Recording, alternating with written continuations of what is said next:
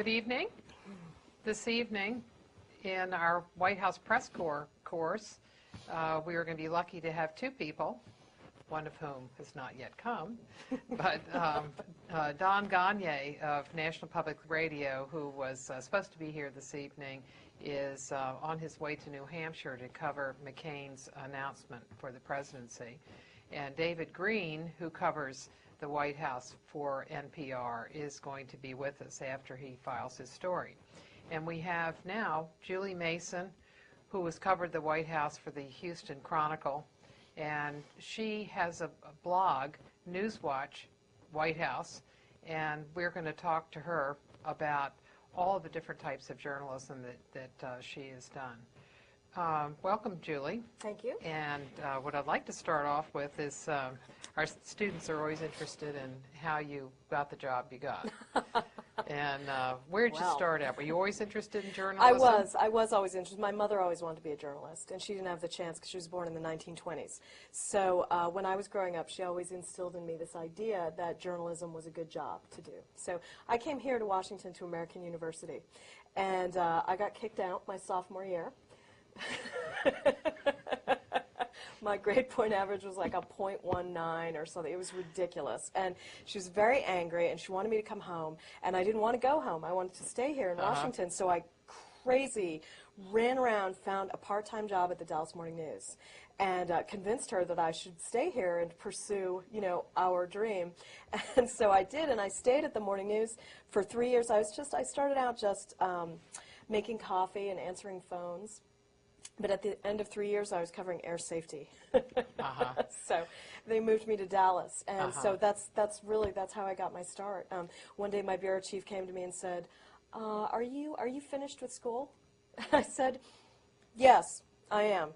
And it's a terrible way to start your career, and I wouldn't recommend it to anyone. But really, in order to succeed, I had to fail in a colossal 19-year-old kind of way, and it really worked out.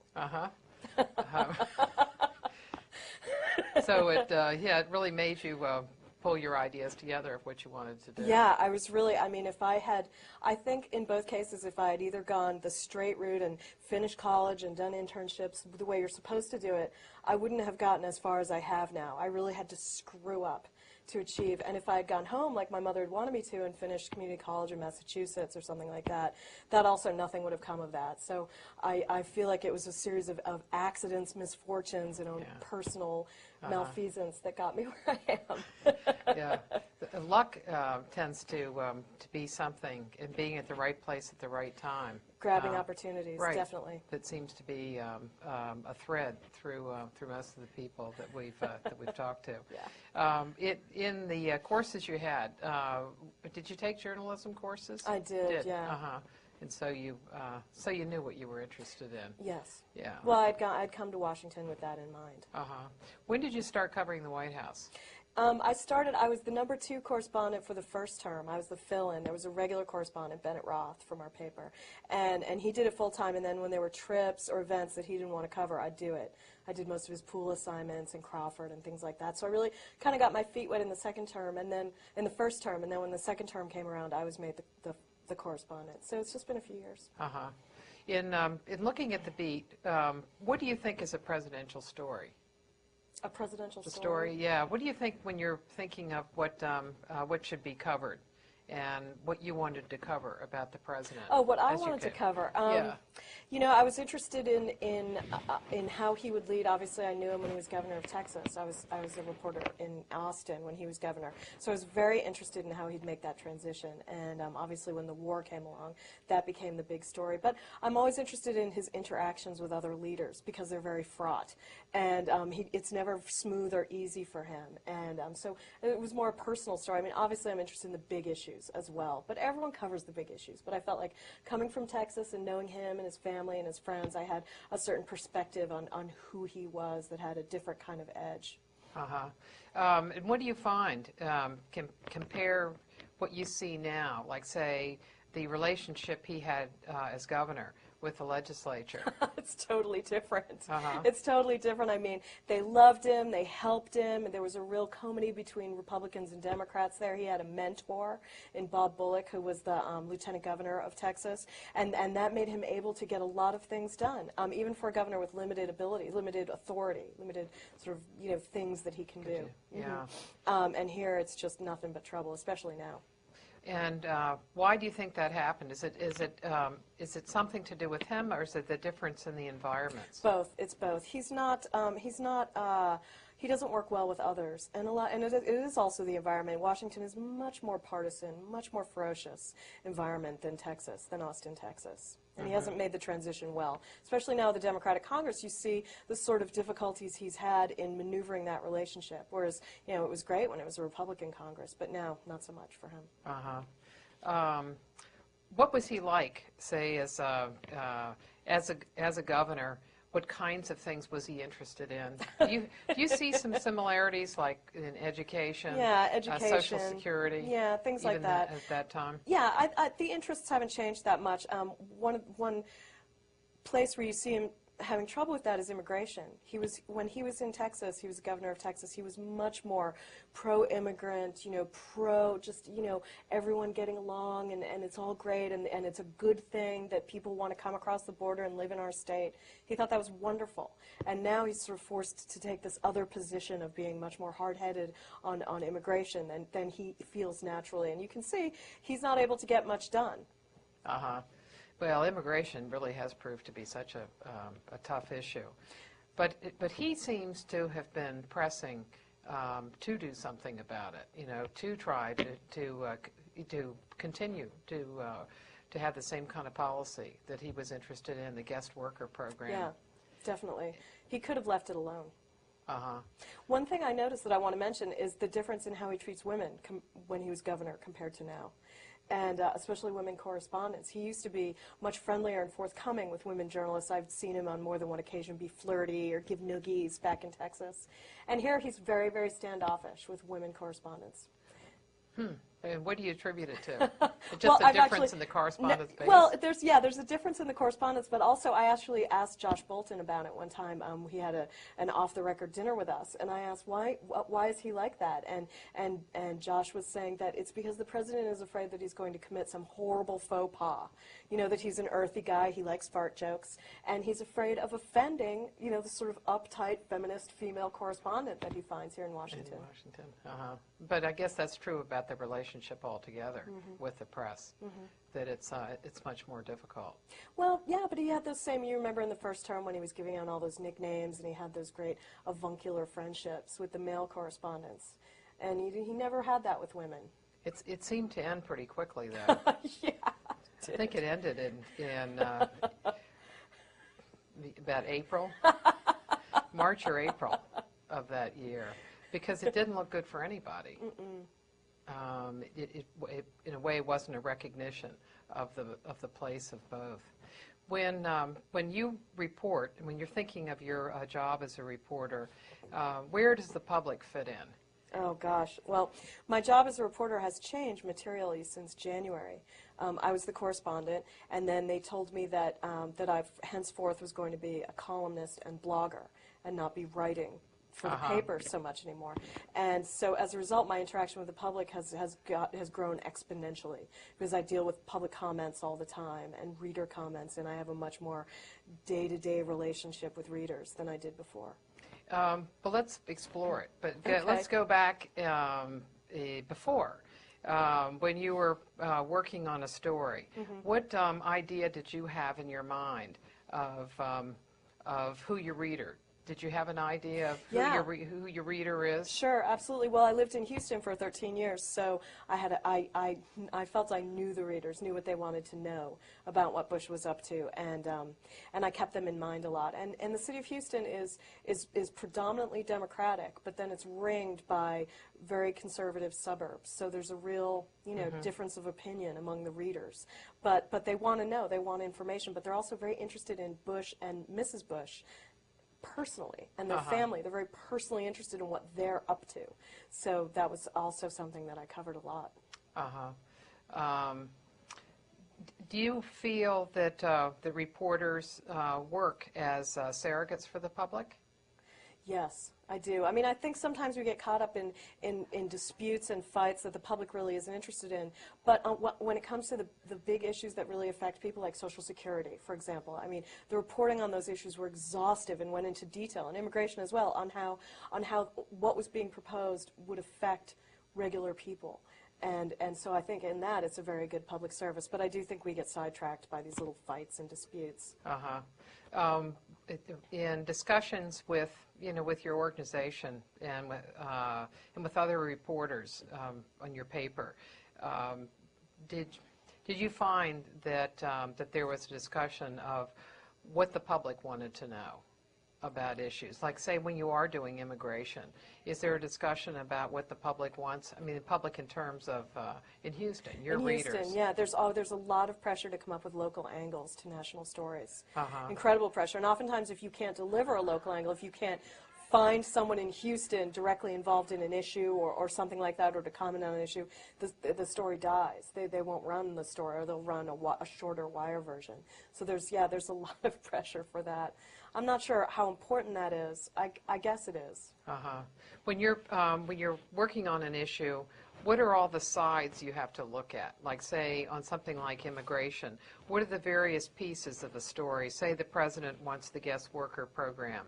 What are some of the things that would go in, be elements of that story, of what you'd look for? Well, you'd look for the advocacy groups, who are very much for more lenient immigration policies, and then the other groups that are much more conservative, like the Minutemen, say. And then, of course, you go up to the Hill, and you'd have to find the Republicans who are for it, and the Republicans who are against it. I mean, you just try to get as much varied opinion as you can, and that certainly represents the public viewpoint in Texas. Uh-huh. And then you'd get it, say, the Texas viewpoint, the national viewpoint, right, as well. And certainly what the Texas members of Congress are thinking. Come on and join us, David. Here's our friend. Yes, yes. Students in the room. They are, look ahead of you in the monitor, or look behind us. They are there in Baltimore. Hi. And so we have David Greene of National Public Radio, who Yes, mic up. who was a correspondent for the Baltimore Sun. So you might have read him with the Baltimore Sun. So we've been talking about White House stories and what the components are of a White House story. And so Julie was talking about the different parts and looking at immigration. When you're working on immigration, on this side? Yeah, so try it on this side, because since we're over here. Yeah. On the outside, though, ideally. We got this going. We're in radio.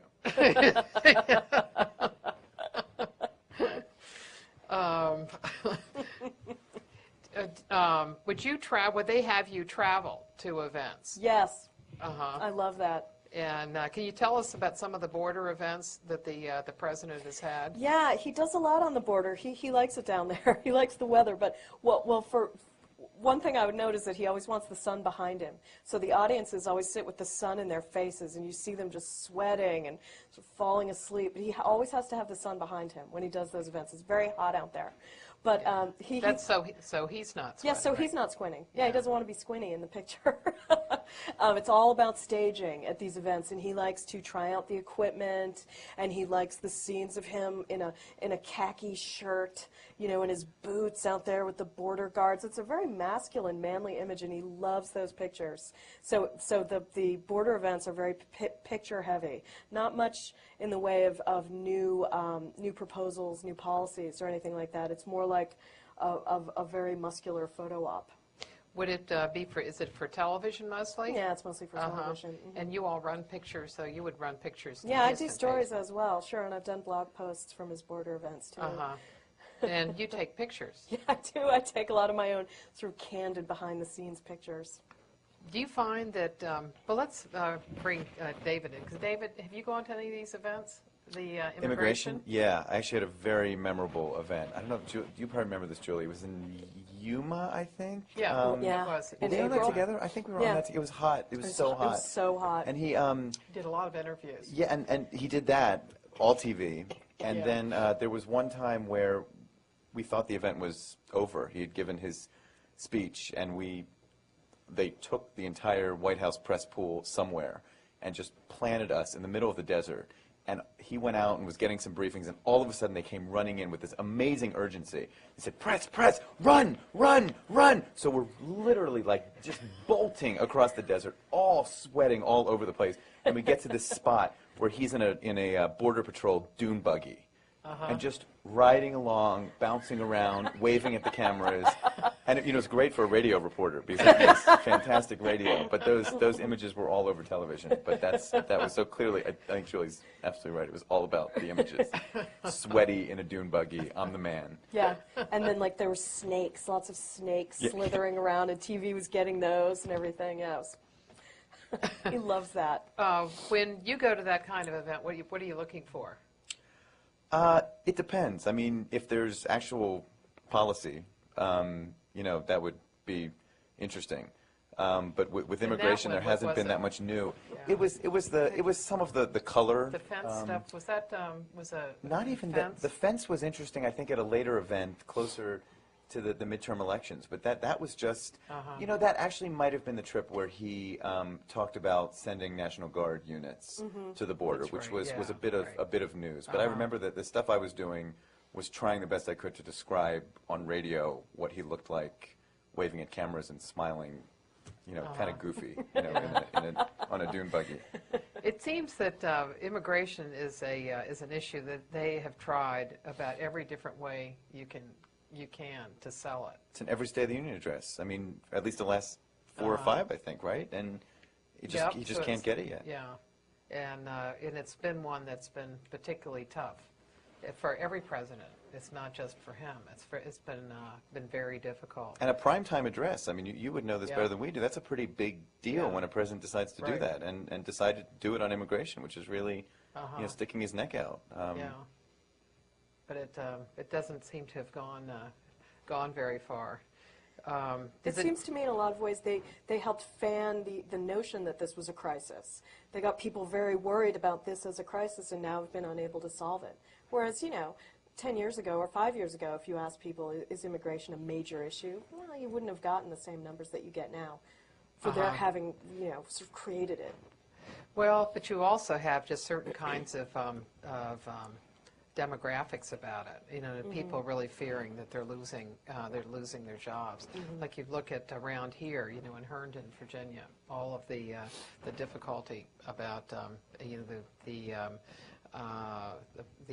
laborers, the day laborers, looking for jobs in the morning, and all the Minutemen response. Right, and that's everywhere now, including it. in Iowa and Nebraska. Yeah. What kind of stories have you been working on recently?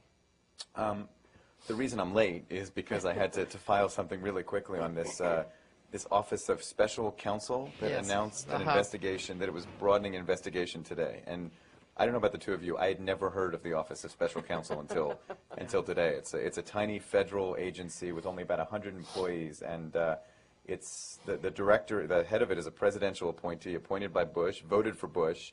And he's now investigating one of the firings of the U.S. attorneys to see whether there were White House email addresses involved. Is that the Arkansas?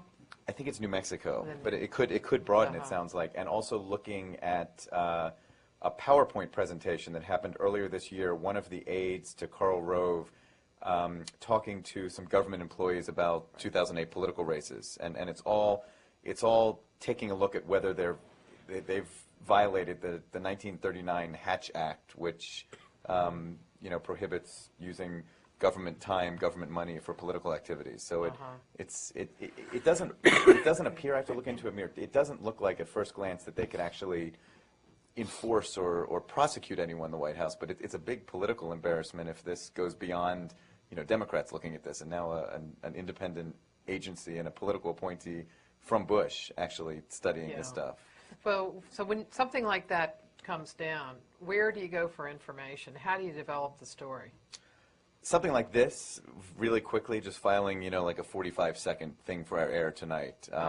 A lot of looking at the wires and looking up what the agency is and looking at what they've announced. But first thing tomorrow morning, I want to call the agency and see if we could get an interview with Scott Block, who heads the agency, and see if we can dig into what exactly he's looking at. Mm-hmm. Both of you all have had changes in the way that you report from the White House, because you've both reported from the White House for newspapers, with you're now doing blogging, and you're now with radio. What is the difference for you, and what is the story, and how you get that story? If it's on Julie's blog, it's a story. So I just follow whatever she's. No, I'm kidding. She is she's the best-known White House blog in the universe. Radio's a little different because it something like immigration. If there wasn't the color of Bush riding in a dune buggy, and I couldn't get a little bit of excitement among editors talking about that. If there's not good sound, it gets tougher. Mm-hmm.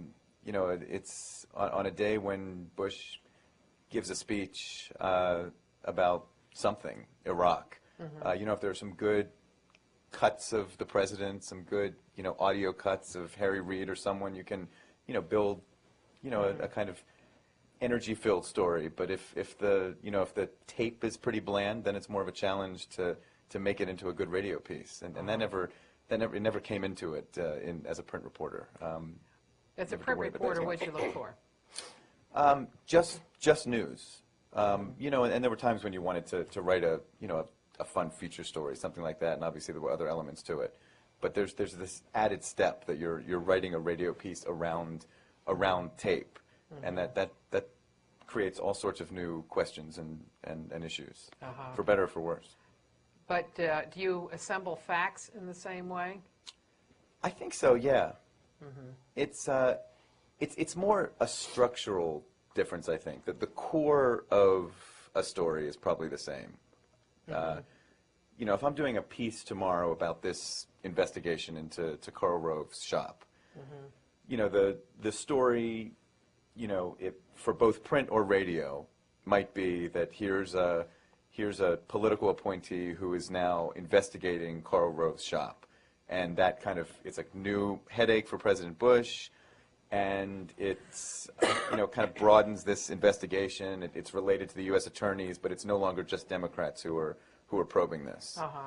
The story's the same, but whereas a print story, you find a fresh, interesting way to write a news story, and has a lot of the elements. In radio, it might be, let's find a little audio of 1974 Office of Special Counsel investigation, whereas in print, using that might be kind of bland. In radio, if you can find some interesting 10 or 15 second voice from years past of enforcing the Hatch Act, that might be a way to get into the story. This agency was created in this year, and here's a little tape of 1970 and what they were investigating then, and now in 2007 they're looking into Karl Rove's shop, and here are the things that are different 30 years later. Here are the things that are the same. So the news is the same, but I think just the structure would be a little different. How many readers did you have when you were at the Sun? How many readers did you think of as having, and what did you see as your audience? I think the Sun circulation was in the 400,000 range, I think, maybe upper throughs, 400,000. It's newspapers are changing. Laughter comes from over there.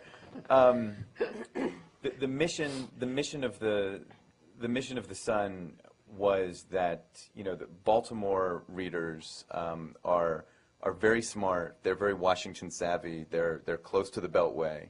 They want Washington and political news, but they were not going to do the incremental stories that the Washington Post is going to do.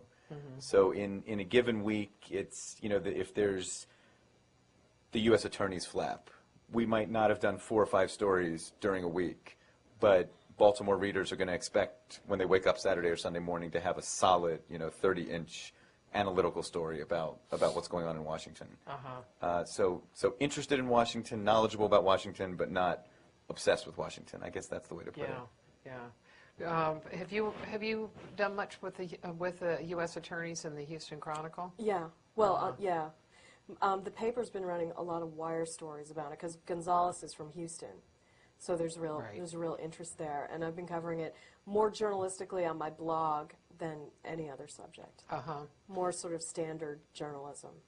Without, well, there's been humor and irreverence, but there's been also more journalism.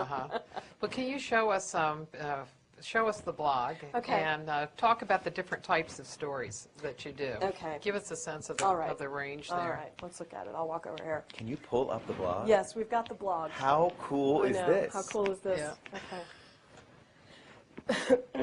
Okay, so I'm having allergies, so bear with me. I'm sorry. Can you all see it okay? Okay, can you see it? All right, it's up. There it is. We can see it. Okay, all right. There it is. It's called Newswatch, White House. And they made me start it when I was on a trip to India with Bush last year. They just sent me the instructions by email and said, just shut up and do it. I didn't want to do it. I think reporters blogging is dumb. I still do kind of, but at the time I was really dead set against it. I didn't want to do it. They made me do it, and then I started to like it, and I felt like, well, if I have to do this, I'm just going to make it as funny and as good as I can. And then after really less than a year of my doing it, they decided that I was going to do it full time. So now this is what I do. How many people view it? I get about between 30 and 60,000 hits a month, which isn't very good. It needs to go up more. I'm not even at Wonkette's level, and some of the other papers also have blogs, not really White House blogs, but other blogs, and they get about the same kind of traffic. So also, interestingly, my blog editor recently told me that when I post about Dana Perino, my blog hits go way up. People are in love with her and just want pictures of her and information about her and just her. So I do, like, every day I try to mention Dana. So do you have a combination of news from the White House, information on people? I do. Yeah, I do. Today, like this one we're looking at right now, this is like just your basic post, Cheney with a funny caption. It says, Cheney and his strange radiating halo call out Harry Reid's defeatism. And it's kind of irreverent, but I'm going to close this. And this, there's another one I wanted to show you, a post. I hope you can see this. It's called Stakeout. Can you see it? It's up there now. Yeah, okay. This is a kind of post that's really popular that I've been trying to do more of, and this is taking pictures of what we do at the White House that you wouldn't normally see on the news, that you wouldn't really see anywhere else, and we'll try to scroll down here. I'm having a little trouble. Describe it. Describe what the stakeout is. The stakeout is, in the White House driveway, we'll go out and wait for people to come out of meetings with the president and stand in the driveway and tell us what happened and what they were told and what was said. And we spend a lot of time just standing around in the driveway, just kind of, making each other laugh and joking around. And then people come out of their meetings with the president. Here you see, these are just pictures of journalists standing around in the driveway. Okay, here come the Democratic leaders, and they're going to come out, and they're going to come to the microphone. And they usually come as separate groups. So in this case, it was they were talking about. Was this about the supplemental? Yeah, it was about the Iraq war funding, and the president met with Republicans and Democrats, but Democrats came out first to talk to us. And here you can see the picture of them. I take these pictures myself, and it's, you can see Harry Reid and Nancy Pelosi, and the caption says, "The president is mean." And that was kind of the tenor of their meeting. I mean, they didn't come out and say that. You can see it's not in quotes.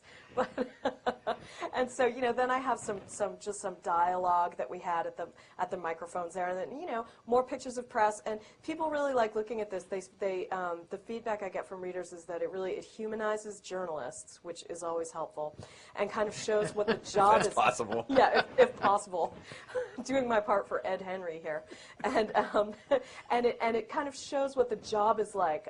It's a lot of waiting around to get lied to by important people, and then sort of slogging around in the rain and things like that. And that it's huge scrums of reporters getting little crumbs of information from people, and they find it funny and very entertaining. And so the best feedback I get is from posts like this, rather than when I'm just covering sort of the news of the day.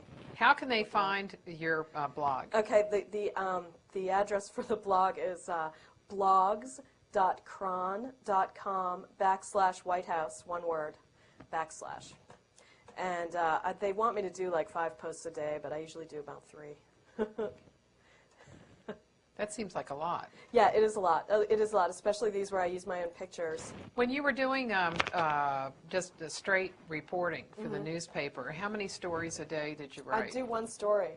And something interesting is that with the blog, I end up doing a greater variety of stories than I would when I was just simply writing for the newspaper, which I like a lot.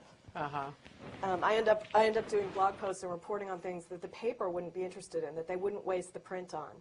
But there's an endless amount of space on the internet.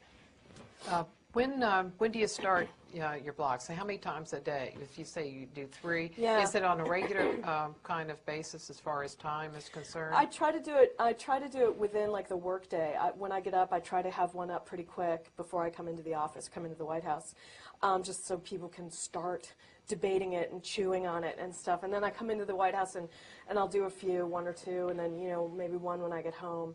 And our reports show most people read blogs between 4 and 5 p.m. At the end of their own work day. So that's also when I get the most traffic. So they don't do it while they're on the job. No, occasionally they do, but I find when I make inquiry that the people who are posting during the day either don't have jobs or work at home. But people in offices aren't really reading blogs. Just us, just David and I. David, how many stories do you do during an average day? It varies a lot, and different kinds of stories. Right. I mean, can you tell us what kinds you do? Sure. I mean, today was a fairly typical day. I did 5 news spots, and those are at the beginning of every hour on NPR. We have a newscast, and so they have a bunch of like little 1-minute news spots, and so I did 5 today. I guess 4 on Bush and Iraq, and 1 on the thing that we were talking about a minute ago. Yeah. But it really varies. I mean, there are 2 of us covering the White House, and so today my colleague, while I'm at the White House kind of covering the daily stuff, my colleague Don Gagne was was not on the air at all because he was getting ready to go to New Hampshire and catch up with John McCain. Yeah. And then he'll be doing a lot of stuff tomorrow. And if you're putting together like a 4 or 5 minute piece for one of our shows, you might do fewer of the news spots. But on a day at the White House, our newscast unit, they're people who just sit there like hungering for any news that you can give them. And the White House, anything is news from the White House to them. So on a day when I'm not doing a piece for one of our shows, they'll just, literally with their mouths open, I could give them anything, and they'll take anything I get. They're great. They're fantastic journalists, but their job is to just get the most recent up-to-date news on the air as quickly as possible. When that tree got hit by lightning on the White House lawn, was that news for you? I don't think so. I was in town for that. That I don't think. But I have to say, trying to get a gauge. As funny as it is, they are very good at judging. Like the Indianapolis Colts, which I thought was kind of newsy since I'm a huge football fan. Yesterday, they were like, yeah, interesting. No. But also, Martha had asked about your audience before, and so it was like 400,000. But you know what your audience is now? Yes. What's your audience now? It varies. It depends on what time. If you're doing a news spot that airs at 11 o'clock at night, it might be, 200,000-300,000 people listening to NPR. But during the big show times, like Morning Edition and All Things Considered, I think it's in the 24 4, million. 5, 6 million range, maybe at a given moment. But it's like something like 24, 25 million, I think, during a week listening to NPR at some point. So when you're preparing stories, you're thinking of a national audience. Yeah. Are there any times when you do stories for particular stations? Not usually pieces, but I might go on one of our member stations. If like today, WNYC, our member station in New York, called to ask. They thought that I was traveling with the president in New York, and they called to ask if I could do what, in radio terms, and these are the terms that I never knew as a print reporter, if I could do a debrief. Which means them calling me, sticking me on the air, and saying like, so, here's White House correspondent David Greene traveling with the president. What did he say in New York? What was the school that he visited? What was his message? So then all of a sudden you go into this mindset. And 9/11, the 9/11 anniversary, it was a challenge because I was talking to our newscast unit, talking about the day 9/11, the anniversary, the president visiting New York. And then all of a sudden, I'm on WNYC, and I realize that, the news is the same, but all of a sudden you're talking to all New Yorkers who, have a very different perspective on 9/11. And I found myself talking much more about, New York City firefighters and their reaction to the president, what the scene was like on the Lower East Side. And you could talk about these things in a way that, New Yorkers would know a heck of a lot more than I did about it, but it was more focused on that sort of thing. Okay. Let's go to some questions.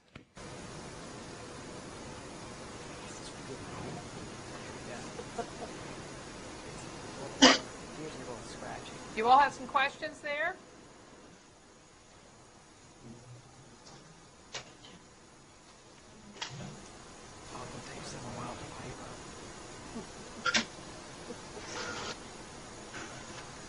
Questions?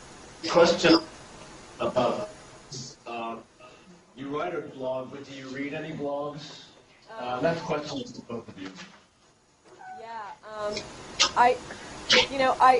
that's an interesting question. I read a lot of blogs, but I don't read media criticism blogs, and because I just can't stand it. And I don't read a lot of the political blogs that are very popular, like Daily Cause and things like that. I just don't read them. I read Fishbowl DC, and I read the other news organization blogs. The Chicago Tribune has a good blog, and Cox News has a good blog, and obviously Romanesco, which is a big sort of media news blog, and those are the ones I really stick to. I also love Perez Hilton and Pink is the New blog, and I love celebrity gossip, and that's really what I read. Yeah, you should show us your pictures. Julie did pictures of the White House Correspondents Association dinner.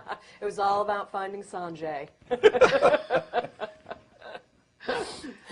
And you caught up with him, correct? Well, no, April did. April did, yeah.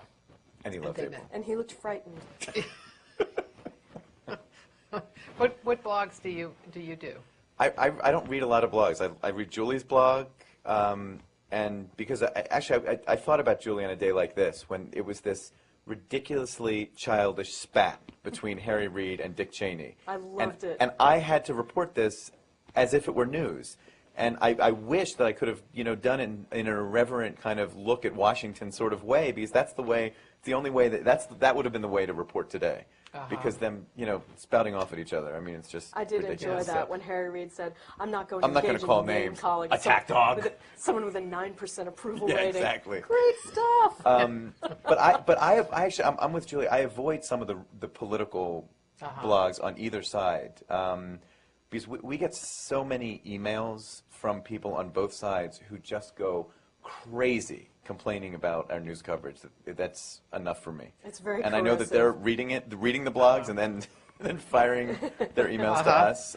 So How many emails do you get from readers? Let's say on a normal day, how many would you get? It really varies. I mean, today one came in from a piece I did 3 days ago. But if it's something that aired that shows up in a liberal or conservative blog, that generates people writing to us. So then it might be 20 or 30 after one piece airs.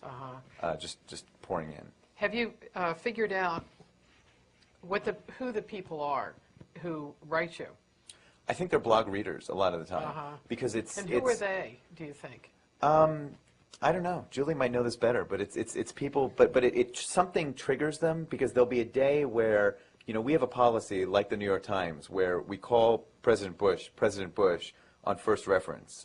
Does the New York Times still call him Mr. Bush? I think they call him Mr. Bush on second reference. We call the president Mr. Bush on second reference, and a lot of conservatives think that that's not respectful. It's actually really offensive.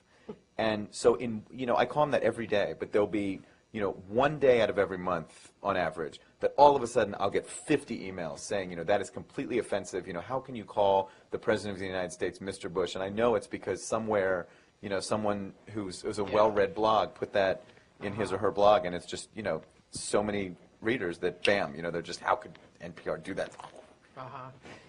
Do you respond to your readers? I've actually gotten in trouble for responding to readers. It was awful. It was after the hurricane, and I'd been working 5 weeks straight without a day off, and I was exhausted. And some reader wrote me about, y'all just hate President Bush, and I just sent her back some little snippy remark, and she sent it to the editor of the paper.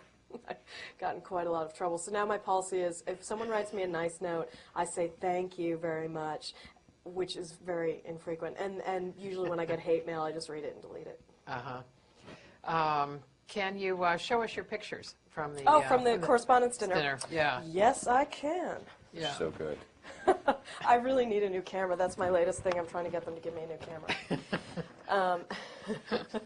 And it's only a few $100. What was your general take on the dinner?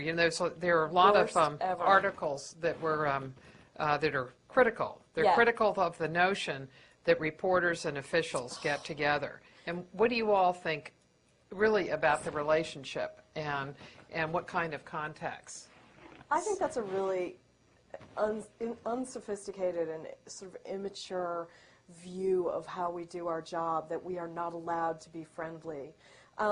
Being friendly with your sources doesn't mean that you're nice to them when you sit down and write a story. It helps in the news gathering when you can schmooze.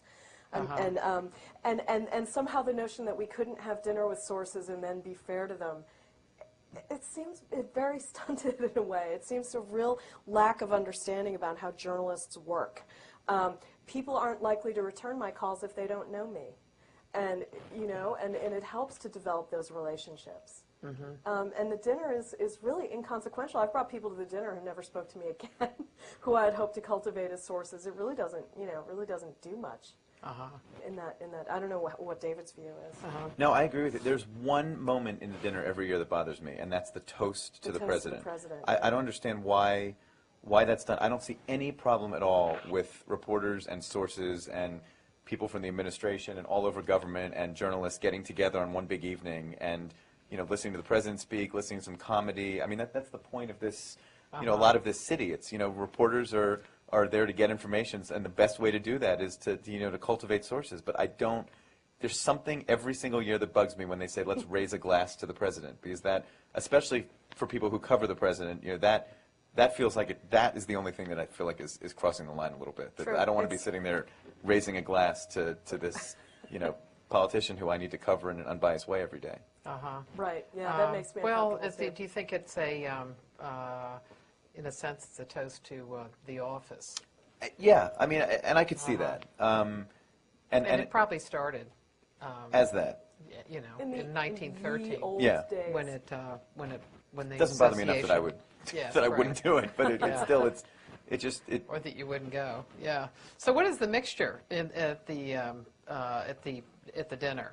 The Well, mixture of things. It's thousands and thousands of people, and it's too many celebrities, and there's, 150 or 200 actual White House correspondents, and lots of sources and news executives and things like that. And every year it's a big deal. It's a fundraiser for journalism scholarships, which is terrific, and we're able to, the association is able to charge their usurious prices for tickets because the president goes every year, because we get all these celebrities. We certainly couldn't pay charge those rates for anything less. But so people show up, and here's some pictures. Here's Apollo Ono, who was there. It's kind of a blurry picture.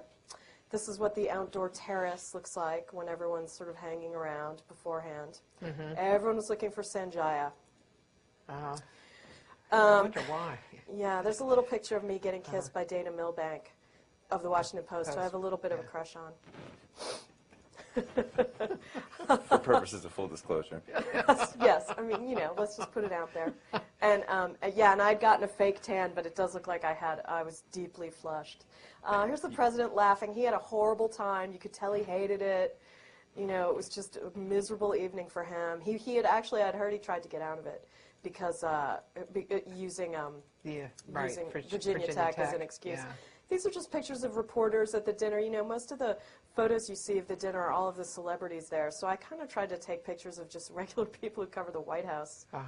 At one point, Steve Scully, who was president of the association, asked White House correspondents to stand up, people who regularly covered the White House, Yeah, we which were is the few first and far time between. I think that that's been done. But It's one of the true. things that struck you right off was how few people there were. Yeah, and we really feel like third-class large- citizens that are. I didn't get invited to any after parties, and I actually cover the White House. You know, it's all these A-listers, and I'm like I'm Yeah. D-listed. It's the people out of town that seem Yeah, to it's be the out-of-town people, and to be the focus. yeah, they really are, and it's too bad. I mean, the White House Press Photographers Association has a great party every year, and it's just them and their editors, and it's very intimate and, you know, drunken. But it's just it's a much better event than our event. There's Karl Rove. I mean, I'm sure a lot of you heard about how he got attacked by Sheryl Crow at the dinner, and it's all the rage. Yeah, I don't want Terry Hatcher there next year. No, we don't need Terry No, Hatcher. absolutely All right, I'm not. just gonna scroll down and find April and Sanjaya. Yeah, there's Rich Little, who was the entertainment. He was awful, but his only funny joke was he was doing an impression of Nixon, and he was like waggling his face, and he said, "I'm having a jowl movement." That's like the only laugh. There's Condi Rice. Yeah, okay, all right, we're looking for April. Yeah, they talked to April. They talked to April, okay, Yeah, so you know April. And Suzanne Malveaux and Bill Plant. Oh, yeah. There's And Katie Ann Couric Compton. showing a Wow, little that cleavage. Tom that is a DeFrank. group. Yeah. Okay, there's April and Sanjaya. And as you can see, if you can see the picture, he does look a little scared of her. She sent me that picture Sunday morning. I didn't actually take it. But she had her BlackBerry in church, and I was messaging her frantically saying, "Send me that picture." In church. And she was in church. She was like, "As soon as I get out of church, I'm going to send it How to does you." April do this? I'm a huge Pittsburgh Steelers fan, and when the Steelers came to the White House, like, all I wanted to do was meet Jerome Bettis. And I'm like wandering through the audience, and there's April with her arm around him, just like, you know, making nice. And she's amazing. She's Right. truly Well, amazing. of course, she got an interview with Shaquille O'Neal. Also. Incredible. Anyway, anybody have a question? Another question?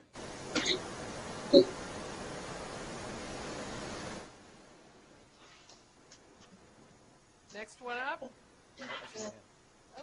My question is for Mr. Greene. Can you tell us a little bit about how the pace of the news differs in radio than working for a paper like The Sun? About the White House specifically, or in general? Well, in general, you mentioned that on NPR you do a spot, there's a new spot every hour for about 5 minutes. So does that put a little bit more pressure on you to come up with stories? Yeah, I think the pace at the White House is really different. In newspaper, your day was sort of shaped. You wake up, you cover stuff. Your deadline is always, you know, whenever 6, 7 p.m., o'clock. yeah. So, you know, it's interviewing people, it's having lunch, and then around, you know, 2, 3 o'clock, you're suddenly like, oh my, I have to start writing. At 4 o'clock, you're like, oh my, I haven't started writing. And then at, you know, 6 o'clock, your editors are bothering you to get something in. In radio, I would say the stress is more evenly distributed, with little pockets of it. Like, you know, I might come in at 9:30 in the morning, and they might decide that they want me, you know, to go on our morning show, morning edition, at 10:15, right after the president says something. So all of a sudden, it's, you know, 15 minutes of getting ready and deciding what in the world I'm going to say and jumping on the air, and then it's, you know, an hour of breathing again. And then there might be another pocket of stress leading up to doing a piece for our show, All Things Considered, in the afternoon, and then it's calm again. So it's a little different.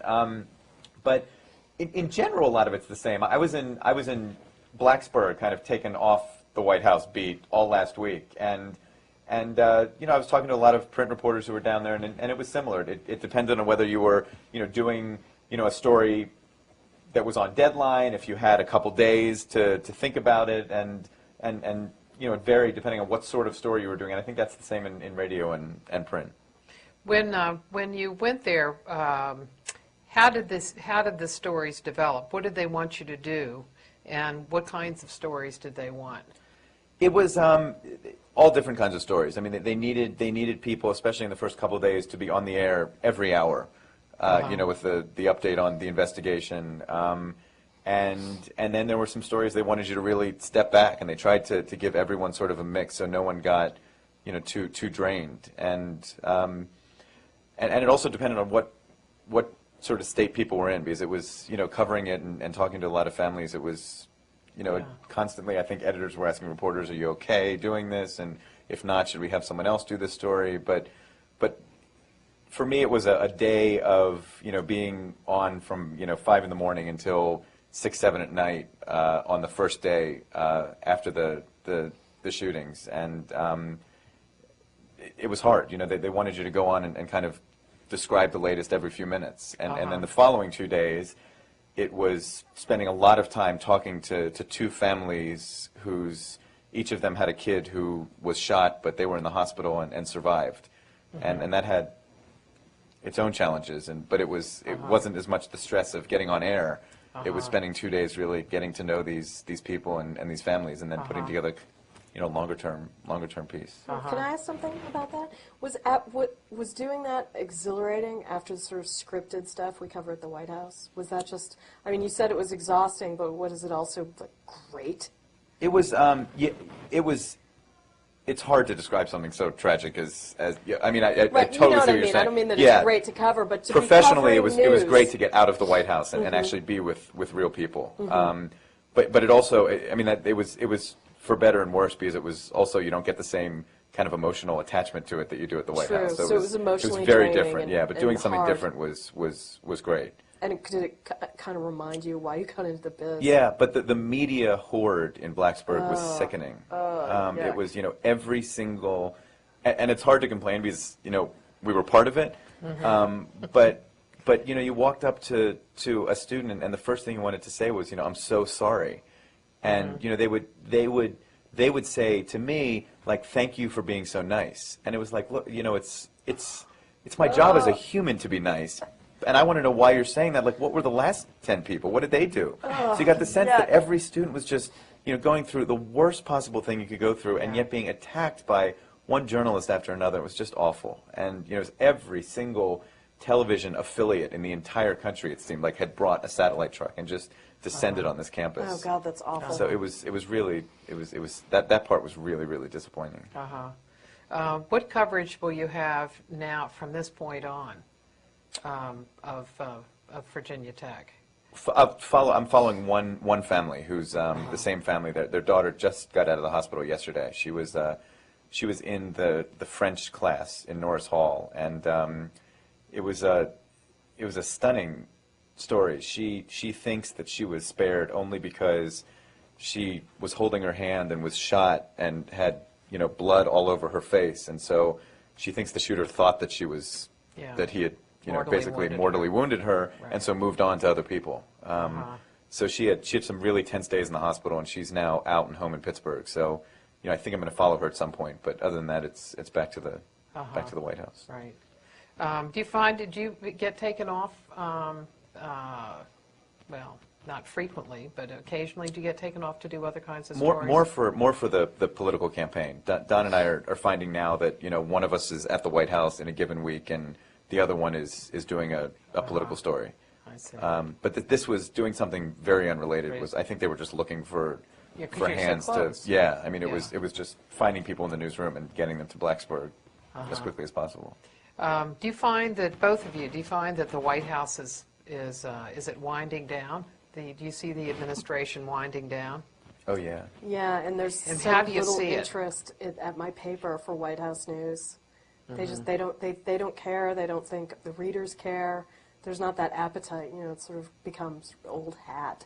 Are they interested in the campaign? Are readers interested in viewers, listeners interested in the campaign? It's a weird time. Because I think news organizations are interested in the campaign because it's a new, fresh thing. And I would say listeners are more interested in that than your given day at the White House right now. But I think it's a weird time because White House coverage is kind of winding down, and at the same time, you know, the Democrats haven't made any sort of compelling storyline to interest people. After the midterms, I mean, I think a lot of listeners view the debates between the Democrats and President Bush over Iraq as getting old, and meanwhile, I think they think the campaign is happening too early. Yeah, it's a little flat right now.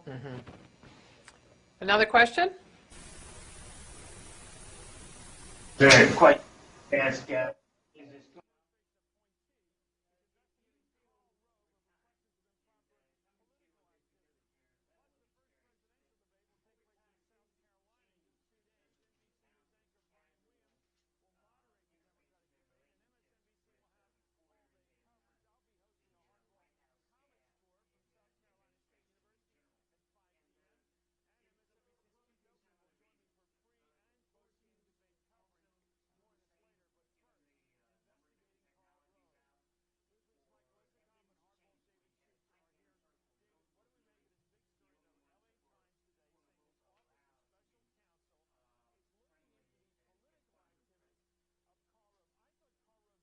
Did you notice a change? You came in the Clinton administration.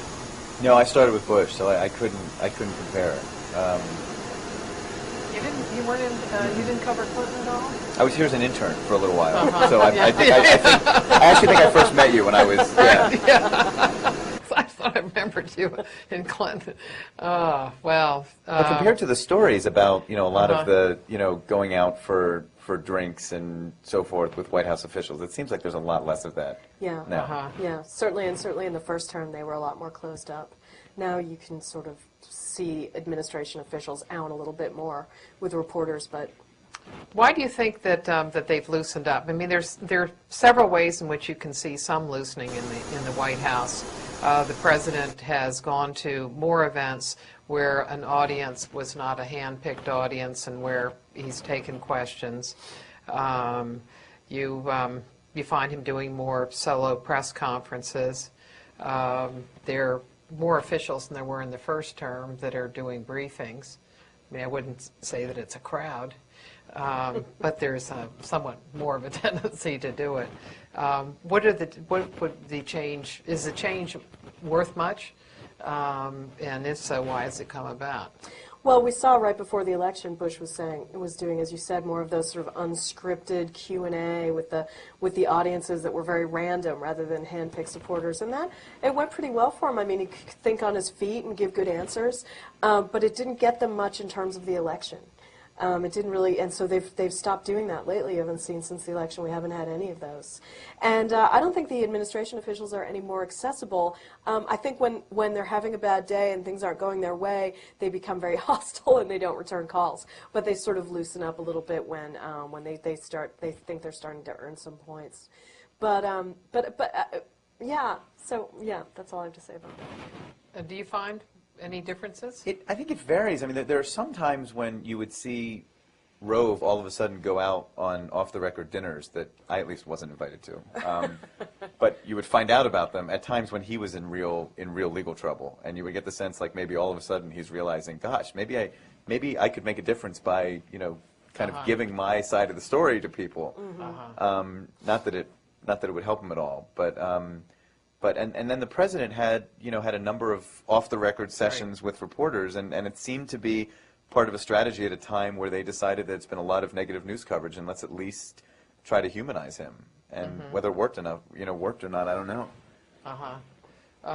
One person that we talked to, because the students came in to the White House and talked to a group of people individually, and one person who was in one of the sessions that was a particularly long session said that while the president is much looser and more comfortable in that kind of setting, that he didn't really think that there was anything that was different that the president was saying.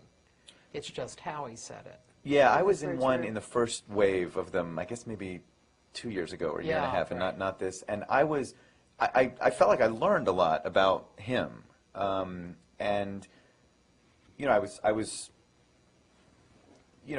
struck by knowing the names of books that people were reading. I mean, going around the room and asking what books people were reading, and he clearly knew every single one. which is not the perception I have of George W. Bush. And it was things like that, but it wasn't anything new in terms of news that I got. A lot of it, what he said was the same talking points, and I didn't get anything that I think would shape my coverage of him in a different way. It was kind of the kind of things you're like, wow, that's interesting. Glad I got to see that side of him. Okay, I'm moving on now. Yeah, because most presidents do those kinds of sessions. More often than he does? No, I mean, they do them about the same way, that when they are in a period where their popularity is low and they think that it is because not of their policies, but if people only understood the president better, that they would be more likely to support him. And so they tend to bring people in. In earlier administrations, a lot of them were dinners. And I don't think that they bought very much. They ever have bought very much. Because reporters are going to report what's news. Right. More questions? I think there's been coverage more over in Iraq, because I don't get a sense that journalists are there anymore. At least it seems that way to me. It seems like journalists cover more politicians and not what just happened. Can you get closer to the microphone? Because we only caught part of it. We know that it's on Iraq and Iraq coverage. Do you think journalists have much on politicians?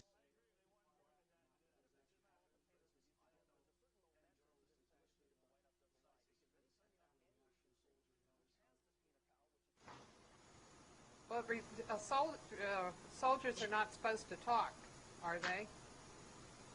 No, but So that's also you're asking besides politicians about what's going on over there.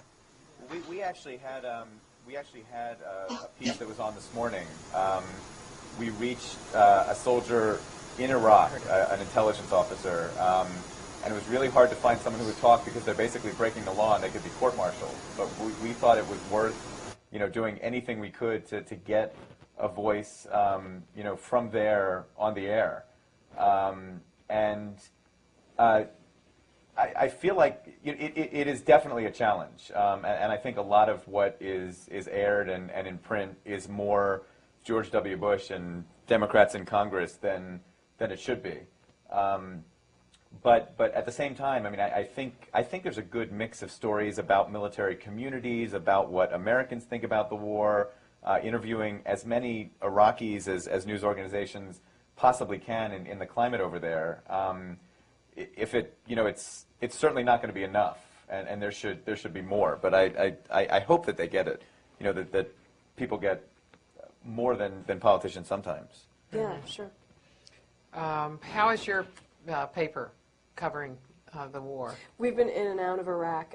It's hard to, the insurance is very expensive, and that's a cost that a lot of people don't realize is to insure a reporter, especially as a family, to go over there. It's just cost prohibitive. So we have reporters in and out. We don't have a constant presence there. Like I think NPR has someone there pretty much the whole time, but we've been in and out. And embedded, which the paper liked very much because our reporter was able to embed with a Texas-based unit that was, really seeing a lot of combat, and he got to know those soldiers very well, and it was great. And this was a seasoned war correspondent who sort of knew the drill and didn't make mistakes, and sent back really beautiful, nuanced stories about how it was for the soldiers and how it was for the Iraqis and how it looked from where he was, and obviously not a picture of the entire war, but just what this one unit was seeing, and so.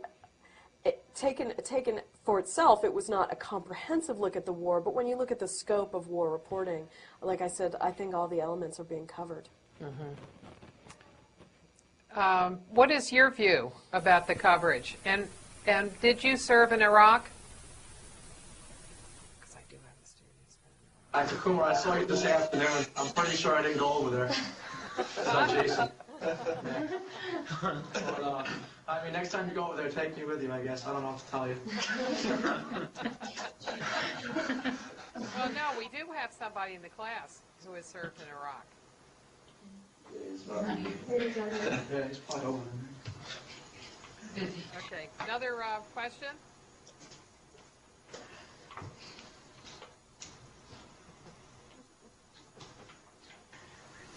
hard to know, who's asking the questions. Come on, come up with another one. Who would you describe the audience that listens to NPR and then the audience that reads the Houston Chronicle? Who are your readers, and who are you aiming your stories at? Well, I'll go first. My readers, I think, tend to be a lot of people. Well, I know the White House staff reads my blog, and I know that White House reporters all read my blog. I try to keep Texans in mind when I'm writing it, but since it's on the internet, everyone can read it, and I have a regular reader in Germany who's a big George Bush fan, and I have lots of readers who hate the media but can't get enough of reading a newspaper blog about the White House. And so it's really disparate. It's all over the place, and it's very varied. But I will say that the comments I get generally run according to public opinion about the president. Right now it's about 70% of them hate Bush and about 30% love him. And that's pretty much what the polls show, which is interesting. Huh.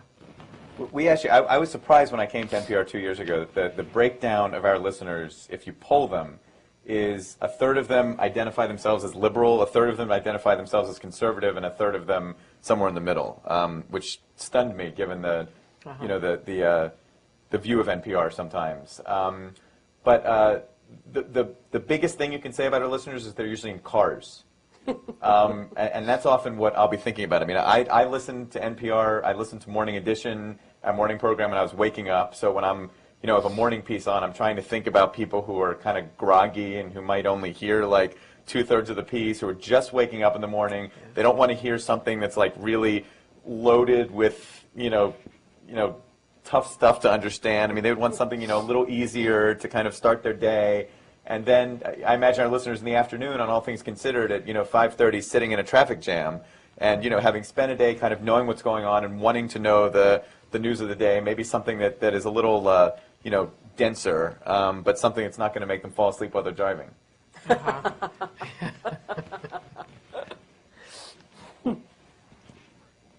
Another one? Entire White House, because news is so coming from one way.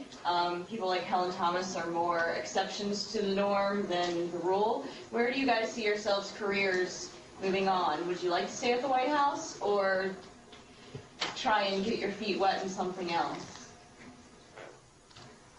Yeah, that's a tough one. The White House was my goal, my professional goal for so long. I came up through city government and county government and the state legislature and politics and presidential politics, and the White House was always, this shiny thing in the distance. And now, having achieved it, I'm trying to work out what the next thing I want to do is. I would like to stay on the White House for much longer. I'd like to become really good at it and really know what I'm talking about. Helen, yeah, obviously someone who's been there that long, and she's a columnist now, so that's a little different.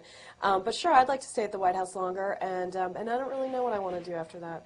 Yeah, and you could see, obviously, you're going to be able to see another administration in 2009. Well, I hope. I mean, it's expensive to cover the White House, and it's for a paper like mine that has a bureau of, we fluctuate between 6 and 10 people, and you have to think to yourself, what kind of resources do we want to put at the White House? I mean, right now, there's a Texan in the White House, so the Chronicle can justify it. But papers like the Boston Globe and the Dallas Morning News don't have White House correspondents anymore. They just don't come. They don't cover it, and they just run wire.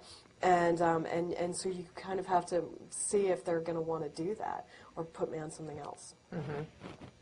What about you, David? I actually came to the White House accidentally and never was obsessed with the idea of covering it, but have absolutely loved it and feel really honored to have had that kind of window in history. But it's also not something I would want to do forever, because to me, at some point, you start to lose the perspective of what else is going on in the world. And I really felt that when I went to Blacksburg, that, covering real, stories of tragedy or stories of, other types of stories can really make you see that there's a world out there. And it gets to the point of one of your students, that covering the Iraq War, for example, from just, when you do it from just politicians' point of view, you're not getting anywhere near what the scope of the story. So it's fantastic. But I would love to, I'd love to go abroad and be in one of our foreign bureaus at some point in the future. And I think being somewhere in the country, Chicago, Boston, and covering kind of a region of the country and telling interesting stories would be a lot of fun. But for now, the White House is fascinating. That does sound fun. I want to do that. Do that. You and me. Okay. Some more questions? Let's take, we still have time. Some of the people we've spoken with don't really consider blogs a valuable news source. What would you have to say to that? Yeah, I agree. I think blogs are trivial and silly, and they're no substitute for news. And that's why I have very mixed feelings about it. I'm doing it now because I really wasn't given a choice. They called me in and said, well, we're not going to cover the White House anymore, but we want you to blog it. And so it was a way for me to keep covering the White House and do it in a way that was new, and it's a lot of fun. But I agree. I think blogs, even news blogs, are really, they're not the full picture. They're not a substitute for real news gathering. They're a supplement. They're entertainment. And yeah, I would really like to get back to real news coverage someday. What is it that is an element of a blog story that makes it different from a regular news story, even on a website that is sponsored by a news organization? It's not as complete. It's not as full. It doesn't really have the same rigorous standards as a news story. I post stuff on the blog that's just what Bush said, and I don't have to bother with getting react or filling it out or filling it in or pointing out his inconsistencies. There's other things that you do get in a blog that you can't get in the newspaper, like I use a lot of humor and irreverence, which is something I think has been completely washed out of newspapers and TV news coverage, unfortunately. And so I do think I provide a valuable public service in that realm, but it's unserious. And its lack of seriousness and the fact that people do rely on it and believe what they read on blogs, news blogs, I have to be accurate and I have to be fair, and I don't take positions on things like that. But a lot of people do, and that's unfortunate because people are using them as substitutes for news. In ones that are sponsored by news organizations, what's the editorial process? Well, it varies. For example, I have an editor. All my blog posts go through editors who read for content and spelling, and they've saved me, just like newspaper editors used to. But I know, for example, Cox News and Chicago Tribune, they don't go through editors. They just post, the reporter writes it, and it goes right up on the web, and there's none of that filtering process. And I know those reporters have said that they would like to have more editing on the blog than they get. Mm-hmm. But there's some phenomenon going on. I mean, when I do pieces, the 10 pieces that I do about the news of Bush's day, don't get, we track our emails at NPR, emailed stories. I mean, they're like, they don't even register.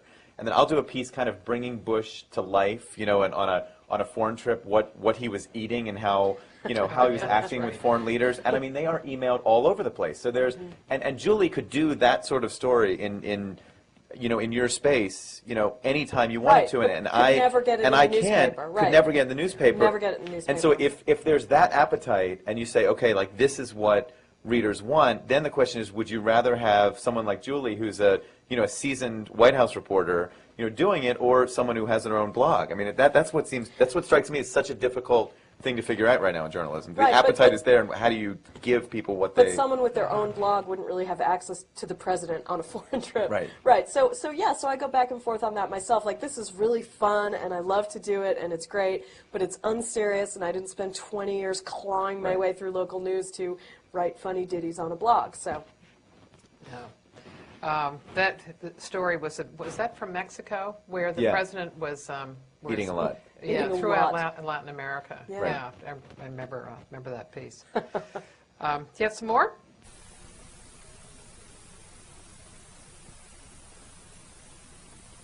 One more. What relation have with the editors on a day-to-day basis? Do they suggest stories? Do you largely suggest stories? Could you describe the process a little bit? Yeah, that relationship is so key to journalism. I think Julie would agree. I mean, that can, the difference between a happy and an unhappy journalist, I think, can often come down to the relationship with your editor. And I'm so lucky right now because I have someone whose judgment I really believe in, who I can call, early in the day and kind of say, this is news, this isn't news. And if he disagrees, I trust him. We can have that conversation, early on, and to get to one of your questions, it varies a lot. I mean, I might spot something and call my editor earlier in the day and say, I really feel like this could be a neat story, and he'll often trust me and say, go for it, or he might call me and say, we really want to pour attention into this and get a piece on the air. But that relationship is so critical. I mean, I remember, getting an email at 11 o'clock at night a week or two ago about, from one of our top people at NPR about, a story that they saw on the New York Times website. And I immediately said, this isn't really a story. It's not something we need to jump on. And my editor just jumped in with an email, right away saying, like, I agree, period. And it's like, that's the moment when you, like, celebrate a good editor. So there's no real structure to it, but it's conversations that happen, all during the day. And you want to have someone who you really, trust their judgment and know that they're looking out for you, which is a huge thing. Mm-hmm. And you. Oh, me, yeah, I'm largely unsupervised. I come up with all my own ideas. And, I mean, I'm edited. My words are edited, and sometimes they'll suggest something, but they really just kind of, they feel like I know what I'm doing. I'm the one who's here. I know what's going on. So every now and then something will come over the trends. I'm like, do you think this might be something? But most of the time it's just I come up with it. And yeah, I agree. The relationship with an editor is so key. How do you all prepare for your day? What do you read? And what do you listen to, and what do you watch when you get up in the morning? Well, I start with NPR. I get so many ideas off NPR, and the Post, of course. And I get up and I immediately read like all the papers and check the schedules and see what's coming up for the day and things like that. It's not really that different from newspaper reporting. What papers do you read? I read the Post, and the New York Times. I try to read it every day, but it's like so much work. And I read the Texas papers online. What about you, Dave? I'm usually reading the New York Times and the Washington Post. Uh-huh. And it's funny, I'm not reading newspapers, and kind of being up on the news takes so much space in your brain, I think, because you have to read so much to make sure you're, kind of ready for anything at the White House. That one weakness I feel like is I'm reading so fewer books and so forth about history and than I used to, which is one thing I'm looking forward to if I am no longer covering the White House. Like, I don't have to worry about reading newspapers top to bottom every day. I can actually find, I could look in my library and read anything I want right now, which would be fantastic. Mm-hmm. Were you all surprised that Bush read, how many books is he supposed to have read last year? Was that ever validated? Yeah. I'm wondering how he could have fit that in his day. It's supposed to be 73, right? Right. Well, you remember he said that he was reading these books on, what germs and all this other these highfalutin tomes, and then some reporters went to the ranch to ride bikes with him, and they asked him, Mr. President, what are you reading? And he said, Elmore Leonard. He was just reading some novel that was not on his list of 87,000 books that he was going to read. Yeah. But I think he has more time than we realize.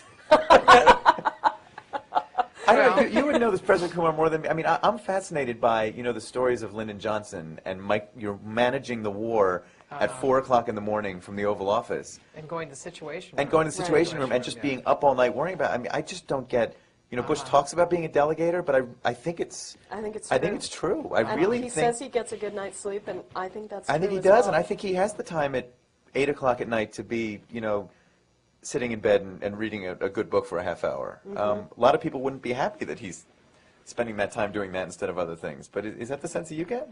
Well, there is a lot that's done for a president. I mean, he lives where he works, so he doesn't have commuting time. That's true. And he doesn't have to go out and get the cleaning, and doesn't have to prepare a meal. So, Right. So there certainly are a lot of corner cutters, well, I think But another thing is that he does not go out and socialize, that they stay in much more than any president I can remember, and do less entertaining than any president. Right. But part of that is the wartime footing. Yeah. Well, thank you very much. Thank you. Appreciate it. Yeah. Thanks for your questions. Thank you for your questions. Yeah. Thank you. No, one thing I've asked, do you all have any questions of the students? I'd like to know what blogs they read. Julie wants to know what blogs you read. They don't read any. Yeah, because they were saying none. None. Yeah. None. One of the people we interviewed when they came into the White House asked them that, and almost nobody read a blog. Really? Yeah. What's been your impression of the White House press corps? And you won't offend anybody, just Yeah. since you've seen so many members. Is there stuff you see in common? Your impressions of the White House press corps, because you've met many people. Are there things in common?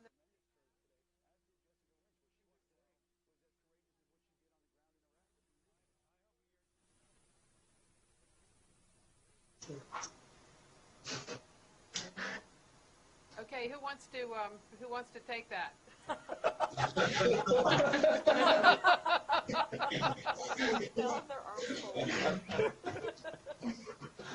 Suzanne Malveaux is the best looking. Agreed. All right, I'm offended. Yeah.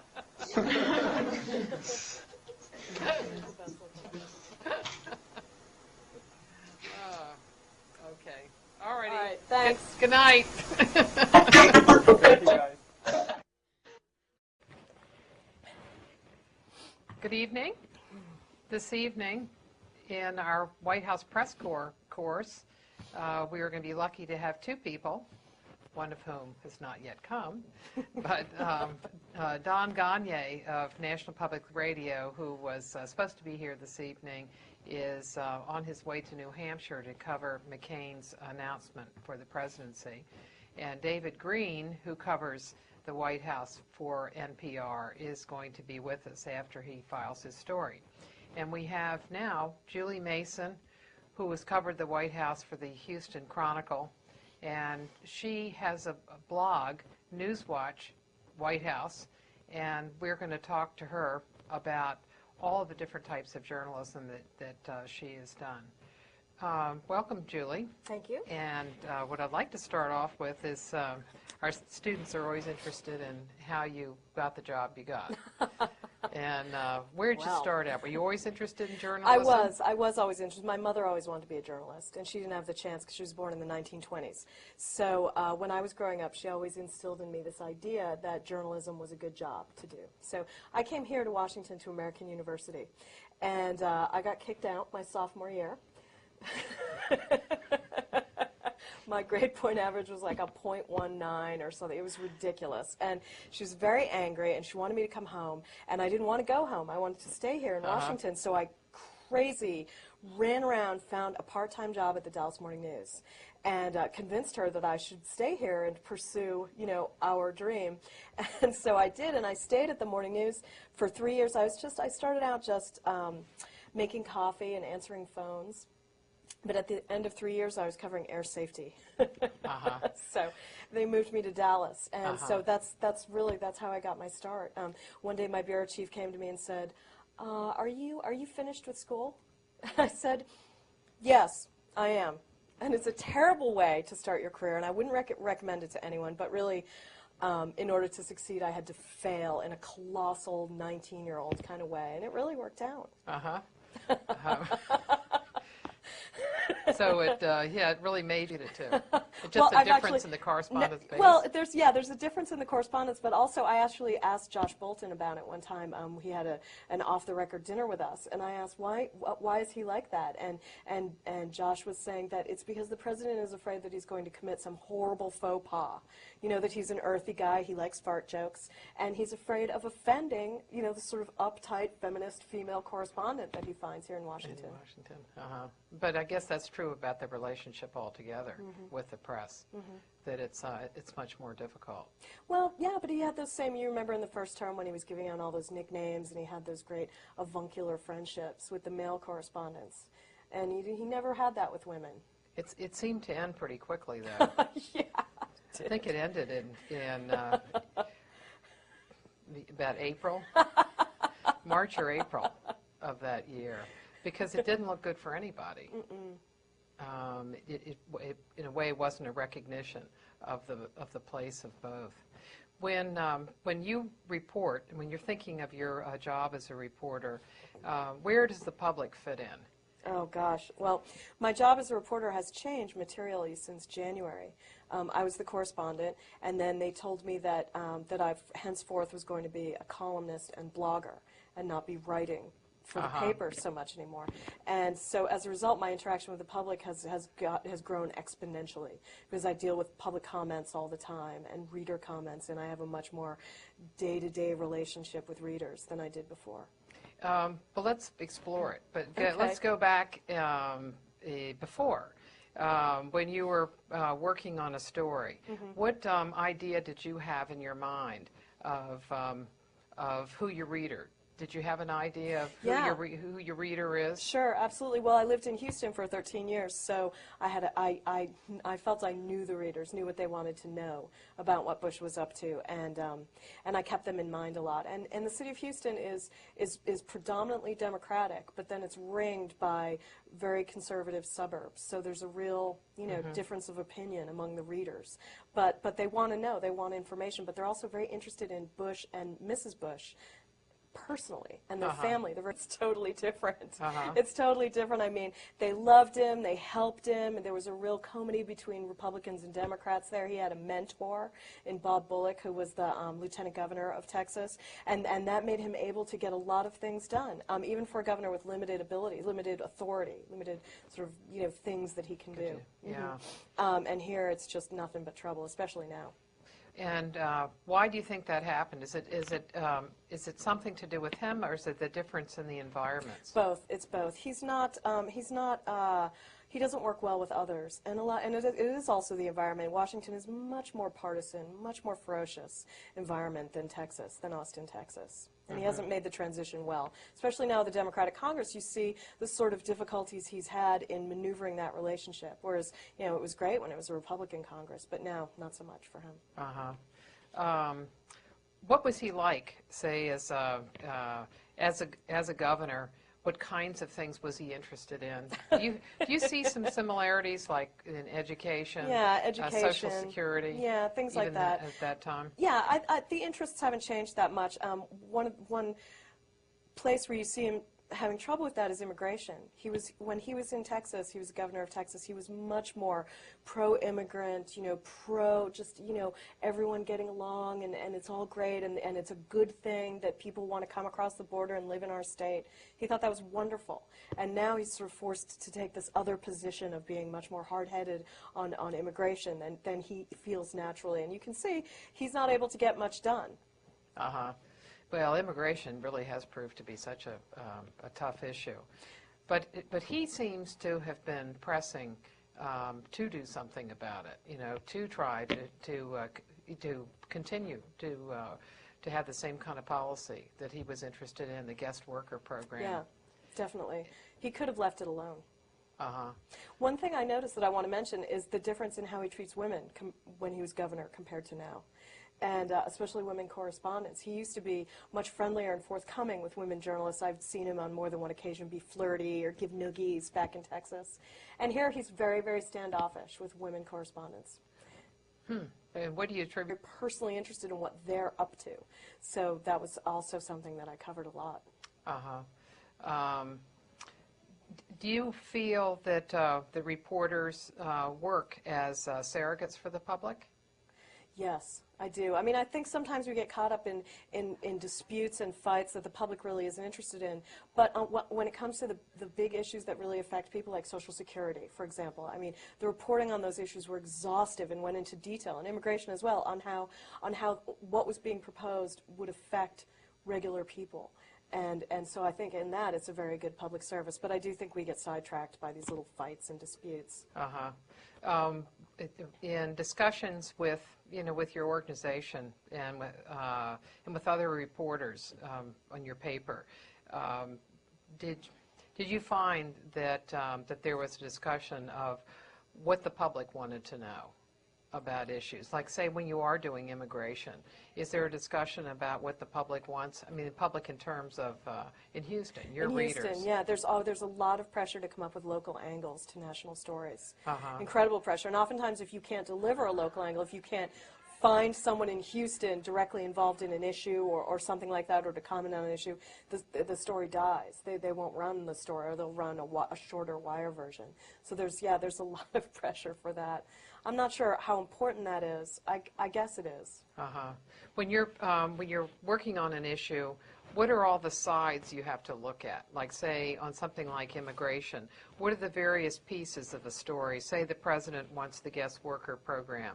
What are some of the things that would go in, be elements of that story, of what you'd look for? Well, you'd look for the advocacy groups, who are very much for more lenient immigration policies, and then the other groups that are much more conservative, like the Minutemen, say. And then, of course, you go up to the Hill, and you'd have to find the Republicans who are for it and the Republicans who are against it. I mean, you just try to get as much varied opinion as you can, and that certainly represents the public viewpoint in Texas. And then you'd get it, say, the Texas viewpoint, the national viewpoint, right, as well. And certainly what the Texas members of Congress are thinking. Why don't you pull your ideas together of what you wanted to do? Yeah, I think in both cases, if I had either gone the straight route and finished college and done internships the way you're supposed to do it, I wouldn't have gotten as far as I have now. I really had to screw up to achieve. And if I had gone home like my mother had wanted me to and finished community college in Massachusetts or something like that, that also nothing would have come of that. So I feel like it was a series of accidents, misfortunes, and own personal malfeasance that got me where I am. Yeah, luck tends to be something, and being at the right place at the right time. Grabbing opportunities, right, definitely. That seems to be a thread through most of the people that we've talked to. Yeah. In the courses you had, did you take journalism courses? I did. Yeah. And so you knew what you were interested in. Yes. Yeah. Well, I'd come to Washington with that in mind. When did you start covering the White House? I was the number 2 correspondent for the first term. I was the fill-in. There was a regular correspondent, Bennett Roth, from our paper. And he did it full-time, and then when there were trips or events that he didn't want to cover, I'd do it. I did most of his pool assignments and Crawford and things like that. So I really kind of got my feet wet in the second term, and then in the first term, and then when the second term came around, I was made the correspondent. So it's just been a few years. In looking at the beat, what do you think is a presidential story? A presidential story? Yeah. What do you think when you're thinking of what should be covered, and what you wanted to cover about the president? Oh, what I wanted to cover. I was interested in how he would lead. Obviously, I knew him when he was governor of Texas. I was a reporter in Austin when he was governor, so I was very interested in how he'd make that transition. And obviously, when the war came along, that became the big story. But I'm always interested in his interactions with other leaders because they're very fraught, and it's never smooth or easy for him. And so it was more a personal story. I mean, obviously, I'm interested in the big issues as well, but everyone covers the big issues. But I felt like coming from Texas and knowing him and his family and his friends, I had a certain perspective on who he was that had a different kind of edge. And what do you find? Compare what you see now, like, say, the relationship he had as governor with the legislature.